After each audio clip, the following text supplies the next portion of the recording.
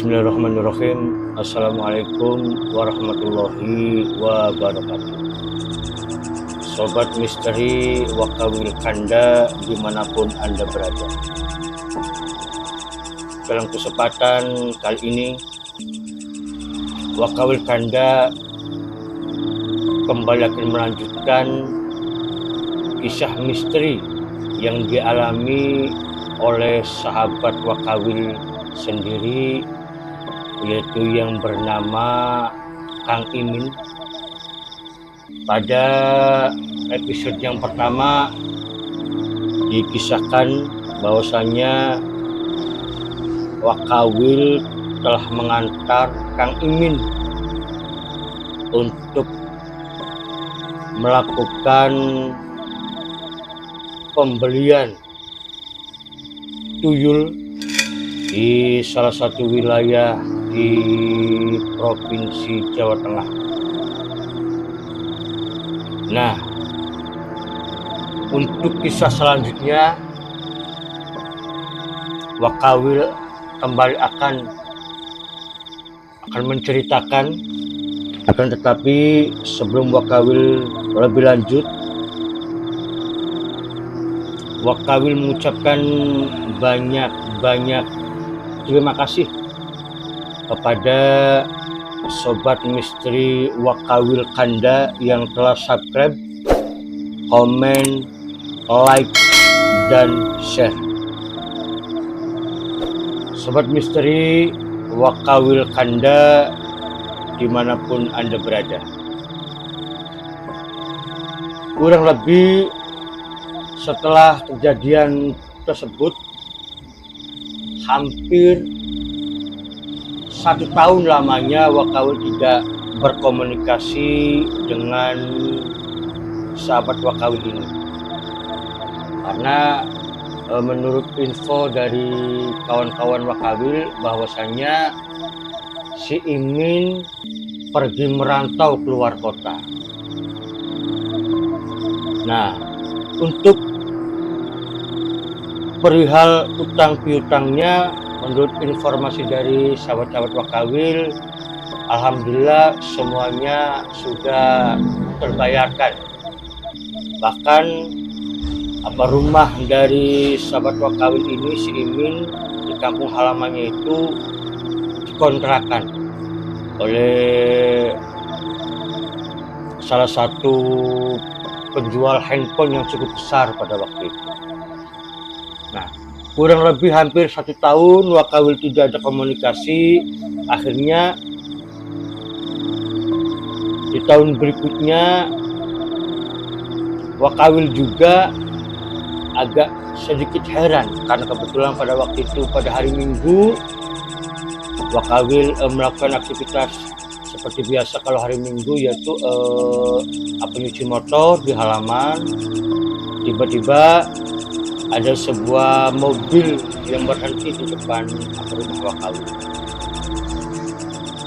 Nah, setelah Wakawil perhatikan, ternyata yang keluar dari mobil itu adalah si Imin. Nah, akhirnya si Imin pun mendekati Wakawil. Assalamualaikum. Ya, Wakawil pun menjawab, ya waalaikumsalam. Akhirnya kita pun berjabat tangan, ngobrol-ngobrol, dan ya seperti biasa layaknya orang bertamu lah si Imin. Kita ngopi-ngopi, ngobrol-ngobrol santai. Nah, di situ akhirnya Wakawil, ya karena memang Wakawil pada saat dia bertemu dengan kawan lama pun ya sama, yang menanyakan kabar. Terus juga memang kata teman-teman, si Imin ini dia mengalun nasib di luar kota. Akhirnya Wakawil tanyakan, bro, katanya lagi posisi di luar kota. Ternyata si Imin pun menjawab, oh iya Wak, kebetulan pengen merantau ke luar kota. Akhirnya ngobrol, dan di sana pun Wakawil teringat, yaitu dengan perjalanan si Imin. Akhirnya di situ kita, karena memang kita ngobrol hanya 4 mata, akhirnya ya saya pun menanyakan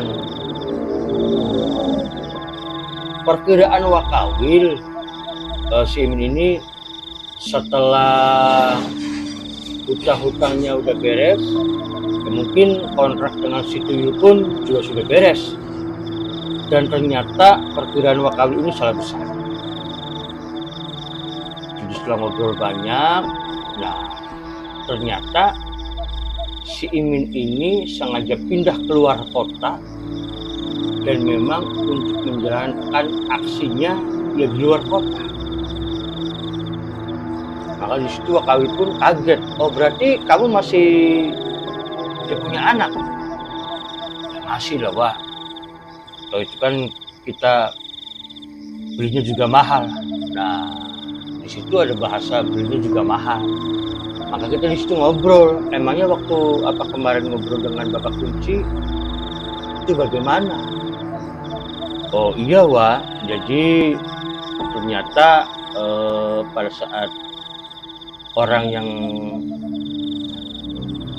akan menggunakan jasa Tuyul ini memang tidak harus melakukan sebuah ritual yang cukup seram, termasuk juga tidak harus ke dalam goa dan sebagainya. Jadi memang ternyata menurut si Imin, untuk orang yang ingin menggunakan jasa Tuyul ini sifatnya membeli. Jadi kita dia membeli kepada, ya boleh dibilang kepada orang yang punya lah, atau bisa disebut dengan juru kuncinya. Nah, di situ Wakawil menanyakan memang harganya berapa pada waktu itu. Dan memang pada waktu itu juga Kang Imin ini ditawari oleh 4 pilihan. 4 pilihan ini boleh dibilang 4 jenis tuyul pada waktu itu beserta dengan harganya. Nah, kemudian di situ Wakawil dia memberanikan diri untuk menanyakan nominal, sebenarnya berapa sih harganya. Nah, pada waktu itu si Imin memberitahukan kepada saya, pada waktu itu harga yang paling murah itu di angka 15 juta. Ya, terus 15 juta, 20 juta, 25 sampai boleh dibilang yang kelas bagus itu di antara 30 juta. Nah, bahkan di situ juga Wakawil cukup kaget. Ternyata si Imin pun pada saat berangkat ke wilayah Jawa Tengah itu, si Imin pun harus menjual motor terlebih dahulu. Intinya untuk mencari dana untuk berangkat ke sana. Karena pada saat berangkat ke sana pun, kata si Imin ini, si Imin hampir mengeluarkan biaya 25 juta pada waktu itu. Jadi yang 20 juta itu memang untuk membeli tuyul, dan yang 5 juta ini untuk biaya sajen, juru kunci, dan operasional yang lainnya. Jadi jumlahnya 25. Dan di situ si Imin harus menjual mobilnya terlebih dahulu. Nah, kemudian Wakawil pun menanyakan, nah untuk omsetnya bagaimana? Nah, kebetulan di sini karena si Imin ini membeli boleh dibilang yang kelas menengah. Jadi memang omset penghasilan yang dihasilkan oleh si tuyul ini per harinya itu 3 juta. Tiap hari 3 juta. Itu tidak kurang dan tidak pas. Nah, bahkan di situ Wakawil Ya karena dengan sahabat sendiri, jadi Wakawil sambil guyon, waduh, berarti kalau tuyul yang super itu omsetnya bisa lebih besar. Oh iya, kalau tuyul yang harga 30 juta itu per harinya itu maksimal itu bisa 5 juta. Nah itulah informasi yang Wakawil dapat dari sini. Nah, akan tetapi di situ juga Wakawil menanyakan efek sampingnya bagaimana. Efek sampingnya ya begitu. Jadi setiap malam istrinya ini harus memberikan ASI air susu ibu ya kepada si anak angkatnya ini yang berupa tuyul ini. Nah, karena kebetulan pada waktu itu si Imin masih mempunyai anak balita, jadi kebenaran si anak kandung dari si Imin dan istrinya ini menggunakan ASI. Jadi ya memang kebenaran. Jadi si anak angkatnya pun juga ikut minum ASI dari istrinya si ini. Akan tetapi masalah itu datang di tahun yang kedua. Karena memang di tahun yang pertama itu alhamdulillah utang-utang Imin di Bank BUMN ini sudah aman. Maka di tahun yang kedua juga Mas Imin boleh dibilang tinggal nabung untuk membeli sesuatu. Akan tetapi di situ karena memang ya usia si anak Iminku sudah besar, mau tidak mau kemungkinan ya ASI dari istrinya si Imin pun tidak keluar. Akan tetapi karena si anak angkatnya ini atau si tuyulnya ini setiap malam selalu minta jatah, dia minta makan dengan cara minum air susu ibu ini, akhirnya semakin tahun badan dari istrinya si Imin ini semakin kurus dan semakin habis. Bahkan kata pengakuan si Imin, ya untuk biaya berobat istrinya ini sudah menghabiskan berpuluh-puluh juta untuk mengembalikan kondisi badan dari istrinya si Imin. Tapi ya tidak ada hasil pada waktu itu. Nah, kemudian di situ juga Wakawil menanyakan terus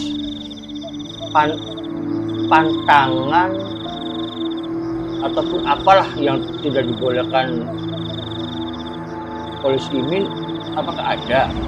Oh iya wah, yang pastinya kita juga punya pantangan. Terus pantangannya apa? Yang pertama ada si Imin, biasanya orang yang mempunyai anak angkat ataupun tuyul ini tidak boleh berpenampilan mewah. Oh begitu, iya. Boleh punya mobil, boleh beli sawah, boleh beli rumah, tapi untuk penampilan kesehariannya ini tidak boleh mewah. Yang pertama. Nah, kemudian yang kedua, orang yang mempunyai tuyul ini biasanya juga tidak boleh ada beberapa pantangan pemakanan ataupun makanan yang tidak boleh dimakan oleh sang pemilik tuyul ini. Jadi boleh dibilang walaupun kita kaya raya akan tetapi ya tetap kayaknya si Imin tidak bisa menikmati apa harta yang dia miliki karena memang segala-galanya pun memang terbatas. Nah, selanjutnya juga Pak Wakalu menanyakan, nah berarti si Imin ini untuk kesehariannya bagaimana? Kebetulan dia itu kembali berusaha, akan tetapi dia itu buka konveksi kecil-kecilan, ya walaupun ujung-ujungnya hanya untuk menutupi di penduduk sekitar lah, di penduduk sekitar. Dan memang untuk beroperasinya si Imin pun juga yang tentunya di malam hari si Imin pasti akan dia keluar dari kampungnya untuk melakukan dia menjalankan, ya boleh dibilang bisnis dengan anak angkatnya ini, dengan si Tuyul ini. Jadi memang kata si Imin pun walaupun dia berada di wilayah A, punya usaha di wilayah A, akan tetapi untuk dia beroperasi itu di wilayah yang lain.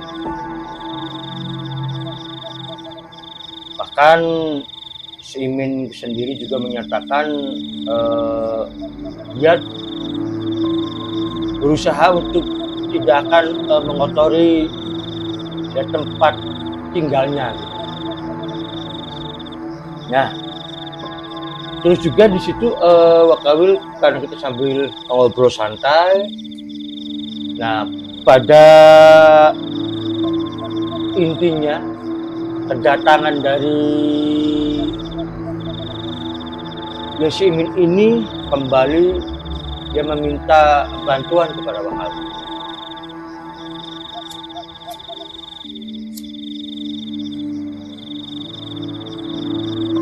Jadi setelah kurang lebih 3 tahun yang lalu si Imin ini minta bantuan. Nah, untuk kedatangan yang kedua ini juga si Imin juga dia ingin minta bantuan kembali kepada Wakawil. Jadi si Imin ini berniat untuk memutuskan hubungan dengan si Tuyul ini. Nah, kemudian di situ Wakawil tanya lah, terus caranya bagaimana? Ya caranya ya kita harus kembali ke sana, kembali ke orang yang dijumpai di wilayah Jawa Tengah itu. Nah, kemudian di situ Wakawil teringat dengan sahabatnya Kang Imin yang boleh dibilang yang memberikan petunjuk untuk berangkat ke wilayah Jawa Tengah, yaitu Kang Iman. Nah, setelah saya sudah meninggal makanya saya kesini ingin minta bantuan Wakawil untuk kembali menemaninya. Aduh, bagaimana ya? Karena memang kondisi istrinya yang boleh dibilang yang sudah sangat kritis pada waktu itu. Karena memang dia kembali diceritakan walaupun si Imin ini sudah berada di tahap pemapan kalau dilihat dari standar ekonomi, tapi untuk kebahagiaan sama sekali tidak ada di dalam wajahnya. Bahkan boleh dibilang istrinya pun sekarang dalam keadaan kritis.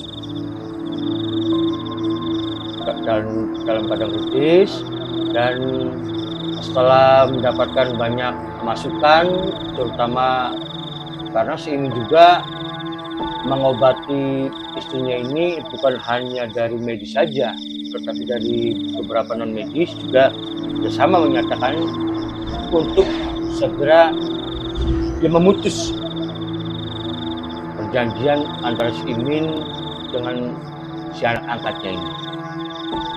Karena Wakawil kembali tidak tega, akhirnya oh ya sudah, yuk kita berangkat. Hari itu juga Wakawil langsung berangkat ke lokasi pertama yang dahulu pernah Wakawil datangi dengan si Imin ini.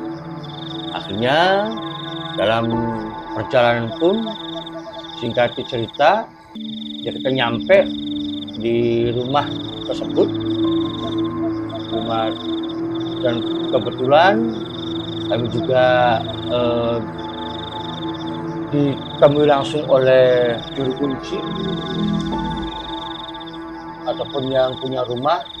Akhirnya si Imin masuk, ya sama seperti biasa, posisi saya ada di luar, kan ini masalah pribadi antara si Imin dengan apa yang punya rumah. Akhirnya di sana banyak ngobrol kurang lebih 2 jam lah, 2 jam. Akhirnya si Imin pun ya keluar dari rumah dan kita pamit pulang. Nah, akhirnya di dalam perjalanan ya saya melihat apa raut wajah dari si Imin ini juga kayak orang bingung, kayak orang mangmung. Akan tapi karena Wakawil juga ya menyadari lah, karena yang pastinya si ini juga kemungkinan dihadapkan dengan 2 pilihan yang sangat berat. Dan selama di perjalanan pun kami tidak ngobrol, karena terlihat si Imin pun hanya bengong, lihat HP, terus juga tiduran. Akhirnya pada awal berangkat itu menggunakan kendaraan Wakawil, tapi sekarang kita menggunakan Imin. Nah, akhirnya ya nyampe lah kita di rumah, terus Imin pun ya langsung pulang. Nah, dan sama kurang lebih hampir 6 bulan lah, hampir 6 bulan tanpa komunikasi, karena memang kebetulan pada waktu itu Wakawil dia lupa untuk minta nomor kontak dari si Imin. Nah, kurang lebih antara 6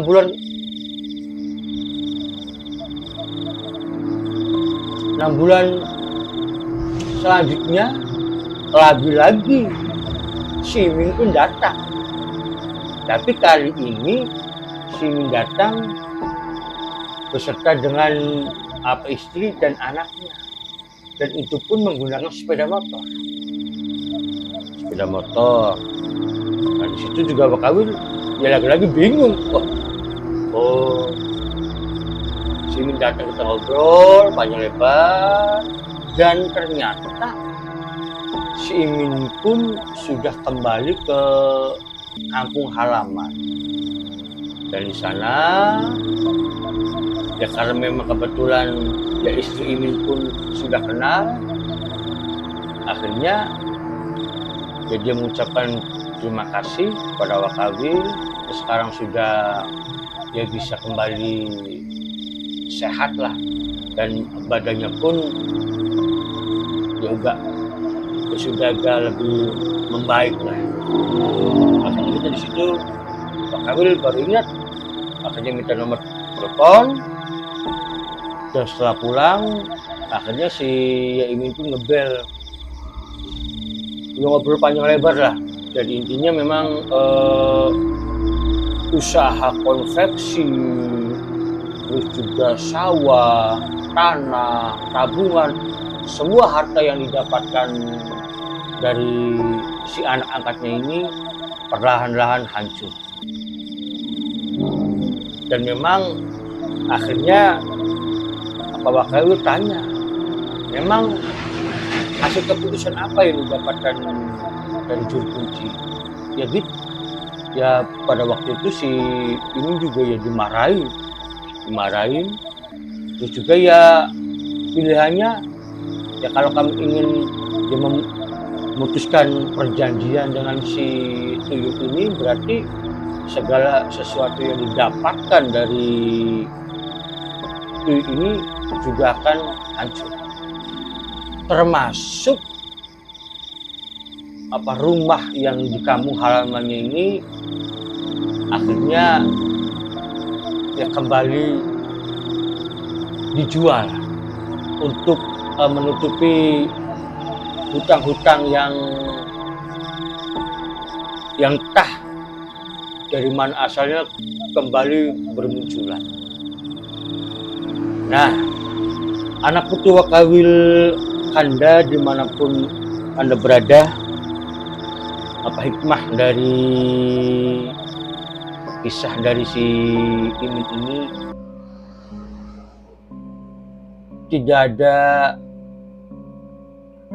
harta yang abadi, apalagi harta itu didapat dari persekutuan dengan makhluk halus atau dengan setan. Dan semoga kita semua selalu dalam perlindungan Allah Subhanahu wa taala. Dan sekali lagi bagi yang belum subscribe, Wakawil mohon subscribe, komen, like, dan share. Dan tentunya Wakawil juga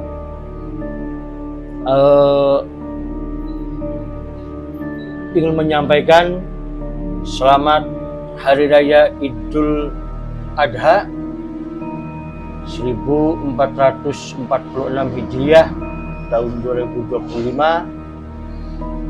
Semoga kita senantiasa dalam lindungan Allah Subhanahu wa taala, dan semoga kita semua dalam keadaan sehat, sukses, dan mendapatkan rezeki yang melimpah. Kembang jelau selempu yang kembang kuning. Sekian Wakawil Arpremios, insyaallah kita bakal ketemu maning. Wakawil akhiri wa billahi taufiq wal hidayah. Wassalamualaikum warahmatullahi wabarakatuh. Permios.